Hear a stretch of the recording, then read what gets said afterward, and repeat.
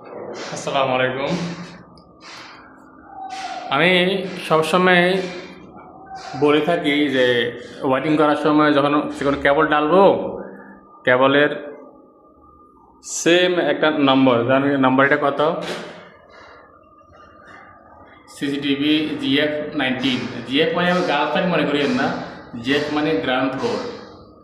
তো সবসময় এরকম দিতে হবে দুই জায়গায়, একটা লেখা দিতে হবে একবার মাথায়, ভিতরে ট্যাপ মারি রাখতে হবে, আরেকটা মাস্কিং ট্যাপ সেম সেম এরকম দিতে হবে।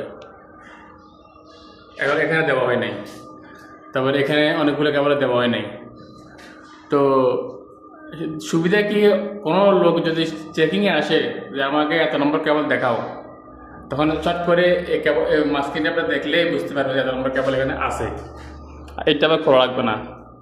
এখন যদি উপরে যদি কোনো মাস্কিং ট্যাপ না থাকে, এই লেভেলটা না থাকে, তখন সমস্যা কী হয়? এখন যদি বলো 10 নম্বর কেবল দেখাও, এখন 10 নম্বর কেবল দেখানোর জন্য এই সবগুলো খুলে চেক করতে হবে 10 নম্বর কেবল কোথায়, ঠিক আছে? আর যদি এরকম ডবল লেখা থাকে, তাহলে আর এই ভিতরেগুলা খোলা লাগে না, ভিতরেগুলা খোলা লাগে না। মানুষকে এতবার বলি, তারপর মাথায় ঢুকে না। যে কোনো সময় শুধু এটা হলো ক্যামেরার কেবল, সবগুলো ক্যামেরার কেবল। পাওয়ার কেবলের ক্ষেত্রে এরকম দুই জায়গায় লেবেল লাগাইতে হবে।